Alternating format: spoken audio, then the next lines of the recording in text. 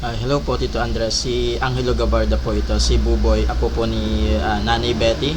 So, ngayon ko lang po kasi nakausap si Dennis po. So, nirefer niya po ako sa website ng BIR para makita po yung mga zonal values ng lugar. So, sa lugar po natin. So, click po natin to zonal values. And sa Region 10. Region 10.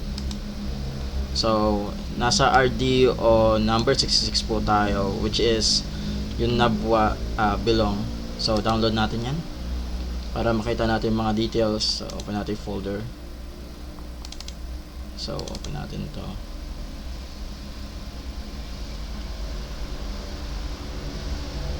So, ito po yung present sheets. Updated siya ng from February 2024 to present. So, click natin tong sheet number 4, the red one. So, nandito yung mga details. And i-search natin dito yung lugar po natin, which is San Vicente Ogbon. San Vicente Ogbon. So, nandito po yung nakita natin yung classifications and the price value per square meter.